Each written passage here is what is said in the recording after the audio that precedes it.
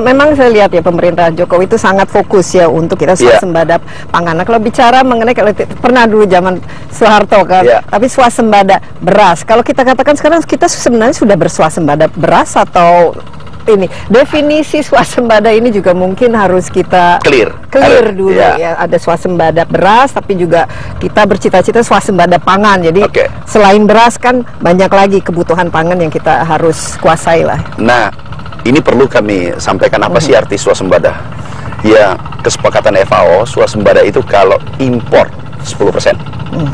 Itu kesepakatan maksimum 10%. Kemudian kita ingat tahun 84, November tahun 84, 10 November 84. Itu swasembada, Indonesia dikatakan swasembada.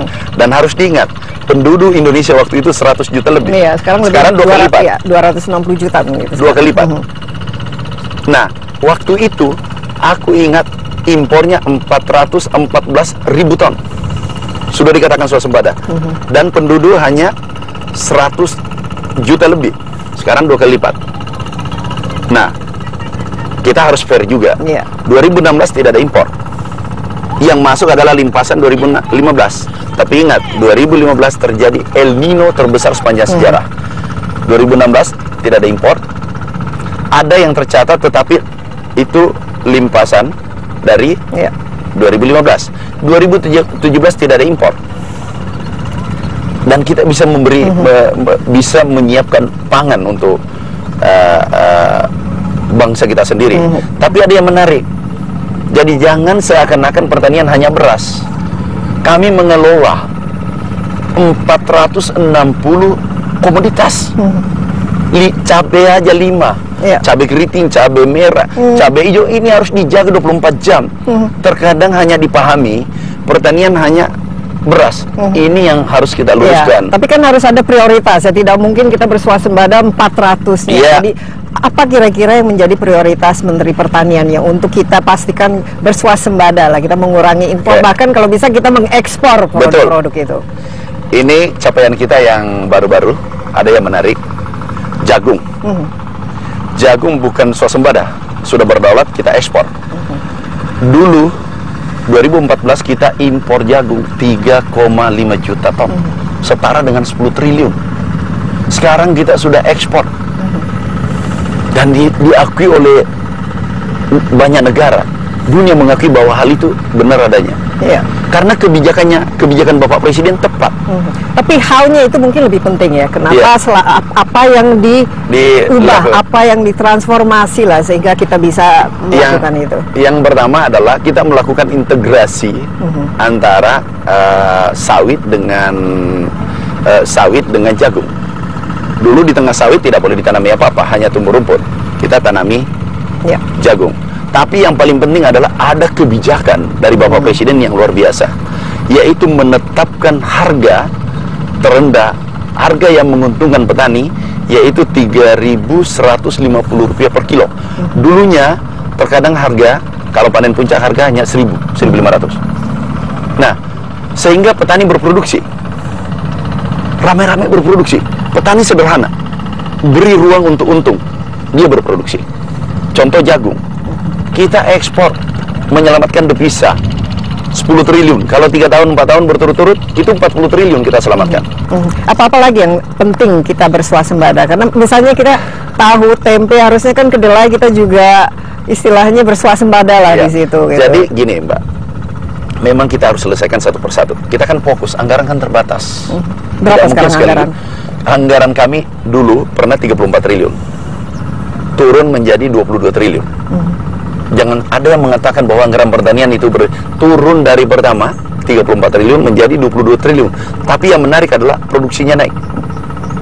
Nah, sekarang yang dulunya tidak ada ekspor jagung, kita sudah ekspor, menyetop impor 3,5 juta ton.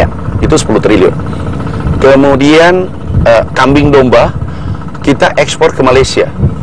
Dulu dari Australia kita yang mengisi. Bahkan baru-baru ini kalau tidak salah ke Dubai. Kita ekspor kambing. Kemudian cabai, bawang merah. Dulu kita impor dari Thailand. Sekarang kita ekspor ke Thailand. Kita membalikan impor menjadi ekspor. Kemudian telur ayam dulu belum pernah ada sejarah kita ekspor ke negara lain. Kita sudah tembus ke pasar Jepang. Jepang tidak mudah tuh.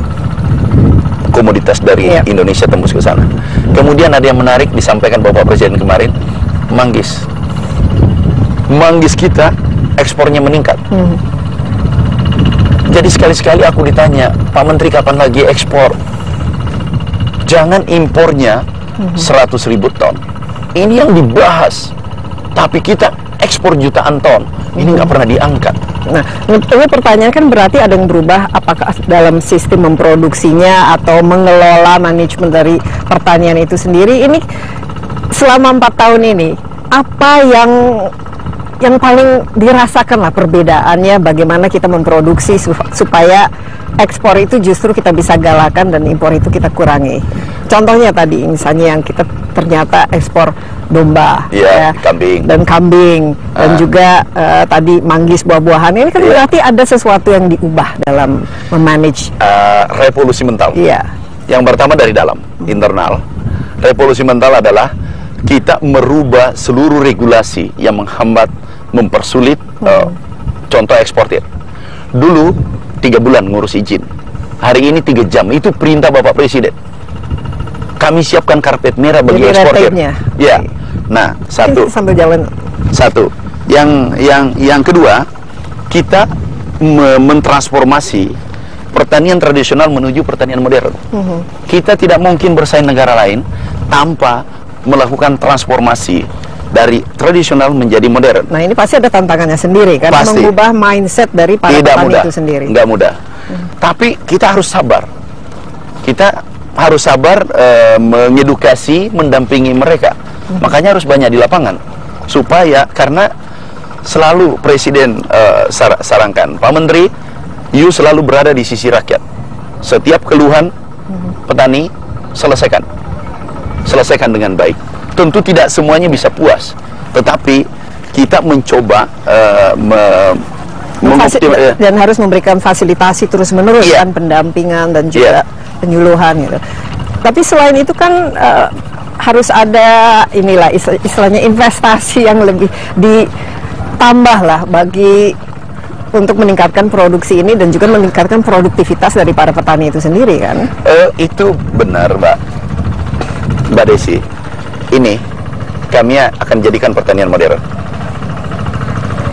Nanti ngolahnya pakai traktor, enggak, tanamnya pakai rice transplanter, panennya combine harvester, RM-nya kita siapkan, dan gagasan besar Presiden, koperasi dikorporasikan. Kami akan terapkan di lahan rawa ini. Dan insya Allah kami yakin itu luar biasa. Hasilnya nanti luar biasa. Kita lihat lagi nanti. Beberapa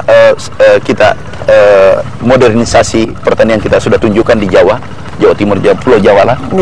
Karena di sana adalah potensi yang besar sekali. Biaya turun drastis, 30-40% kalau menggunakan mekanisasi. Kemudian gunakan benih bibit unggul, naik produksi 10-20%. Nah, ini harus disampaikan ke publik, harus disampaikan ke masyarakat. Harus kita jangan bosan mengedukasi mereka. Iya, tapi selama ini kan biasanya kalau bicara petani ini kan ongkos inputnya, misalnya di situ ada pupuknya, ada ininya lah, fertilizernya dan lain sebagainya. Ini dan juga ya walaupun kita membangunkan lahan tidur, jumlah lahan yang semakin lama kan semakin berkurang ya untuk dijadikan lahan pertanian. Ini bagaimana Pak Amran? Saya kira di negara kita ini kaya. Jadi jangan melihat hanya sekitar Jakarta, Jabodetabek, terus mengatakan wah ini lahannya coba kita lihat berkurang. Sepanjang mata memandang di sini 500.000 hektar tanah sawah seperti ini, itu hanya 1 kali ditanami. Kalau aku tanami 3 kali, artinya apa? 1 juta hektar tambahan. Kalau aku olah dengan pertanian modern, dengan produktivitas 6 ton atau 10 ton, itu naik 3 kali lipat, 300%. Jadi kita tidak boleh pasrah, karena itu tidak bisa dihindari. Ada pembangunan, ada pengurangan di kota, tetapi kita buka di tempat-tempat lain di luar Jawa. Ya, dan harus ada pemerataan ya terhadap kesejahteraannya juga meningkat, bukan hanya di Jawa saja, tapi di luar Jawa juga, tapi produktivitas juga. Itulah nawacita Presiden. Beliau itu membangun dari pinggiran. Kita break sebentar Pak Amran, mungkin kita nanti bahas lebih jauh lagi, karena kita sangat mengharapkan Indonesia itu seharusnya agrobisnisnya itu menjadi salah satu penggerak terpenting untuk perekonomian bangsa ini, dan juga memberikan kesejahteraan kepada masyarakatnya. Nah, bagaimana dan apa-apa saja yang bisa dikembangkan sehingga khususnya sektor pertanian ini bisa berkontribusi ya terhadap pertumbuhan dan pembangunan Indonesia. Kita akan lanjutkan sambil melihat ya rawa yang dihidupkan untuk menjadi lahan persawahan yang produktif kelak. Amin. Ini bicara data. Nah, saya mau tes ini data ya, karena ini kalau kita bicara mengenai Menteri Pertanian ini biasanya wah datanya dari mana dan lain sebagainya. Tapi sebenarnya data ini bagaimana Pak Amran?